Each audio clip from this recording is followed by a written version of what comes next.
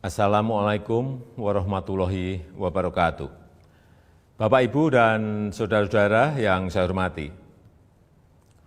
7 bulan sudah kita bersama-sama menghadapi pandemi ini. Saya paham masih banyak tantangan, namun tidak sedikit yang telah kita kerjakan. Singkatnya, strategi pemerintah sejak awal adalah mencari titik keseimbangan. Sekali lagi, mencari titik keseimbangan. Saya tegaskan kembali bahwa kesehatan masyarakat, kesehatan publik tetap nomor 1. Tetap yang harus diutamakan. Inilah prioritas, tetapi memprioritaskan kesehatan bukan berarti mengorbankan ekonomi. Karena jika kita mengorbankan ekonomi, itu sama saja dengan mengorbankan kehidupan puluhan juta orang. Ini bukan opsi yang bisa kita ambil. Sekali lagi, kita harus mencari keseimbangan yang pas. Oleh sebab itu, saya dan seluruh jajaran pemerintah selalu berupaya mencari keseimbangan itu. Tidak perlu sok-sokan akan melockdown provinsi, melockdown kota, atau melockdown kabupaten. Karena akan mengorbankan kehidupan masyarakat. Tapi kita tetap serius mencegah penyebaran wabah supaya tidak meluas. Hasilnya bagaimana? Ini yang terpenting. Mari kita menilai berdasarkan fakta dan data dan bukan berdasarkan kira-kira. Saya bisa mengatakan penanganan COVID-19 di Indonesia tidak buruk, bahkan cukup baik.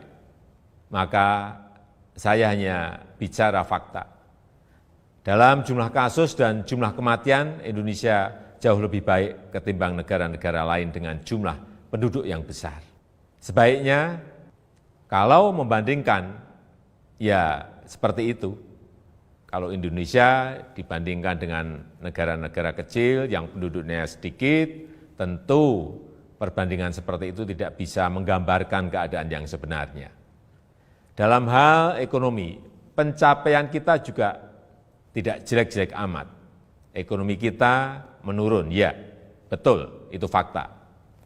Tapi mana ada negara yang tidak menurun ekonominya?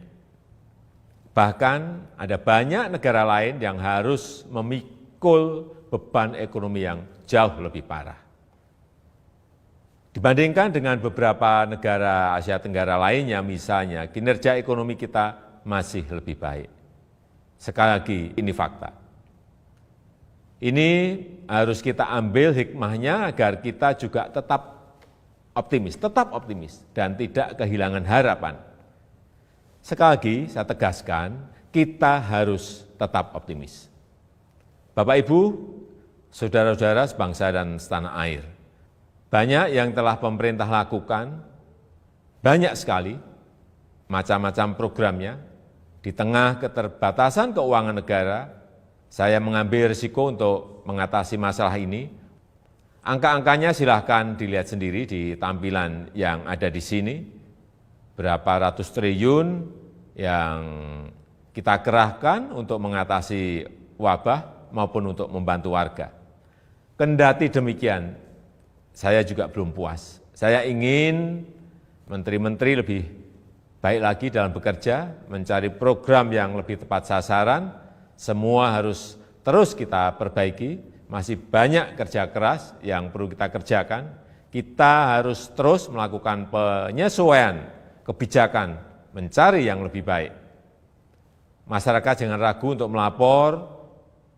Menteri Dalam Negeri telah saya perintahkan untuk terus mendorong pemerintah daerah membuka keran-keran aduan atau masukan untuk perbaikan kebijakan ke depan.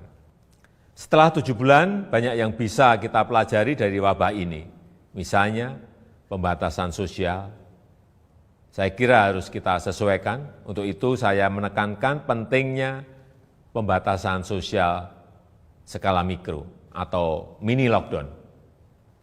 Kita buat lebih terarah, spesifik, fokus, tajam untuk mengatasi masalah COVID, tapi tidak membunuh ekonomi dan kehidupan masyarakat. Ini yang harus kita lakukan. Penyesuaian kebijakan itu jangan dianggap pemerintah mencela-mencela. COVID ini masalah baru. Seluruh dunia juga sama, belum ada negara yang berani mengklaim sudah menemukan solusi yang terbaik. Tiap negara juga berbeda-beda masalahnya, berbeda cara dalam menanganinya.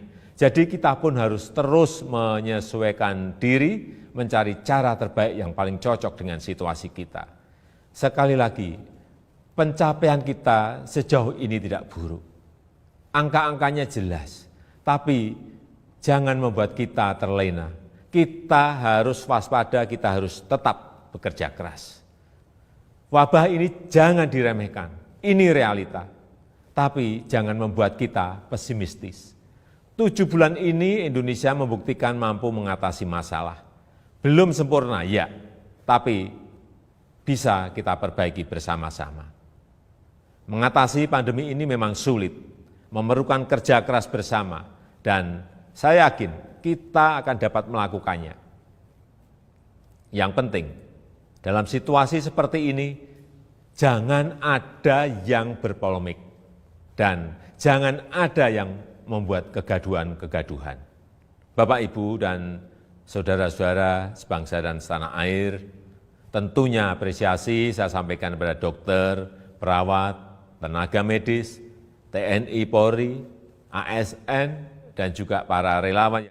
Namun, tidak kalah pentingnya adalah peran serta masyarakat untuk berubah, menyesuaikan diri, menaati protokol kesehatan.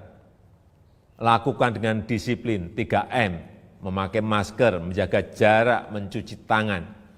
Tetap optimis mengatasi masalah.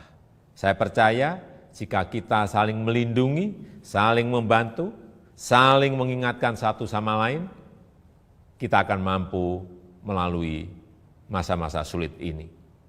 Semoga Allah SWT, Tuhan yang Maha Kuasa, meridhoi dan memberkati segala upaya yang telah dan akan kita lakukan bersama-sama sehingga dapat keluar dari krisis ini.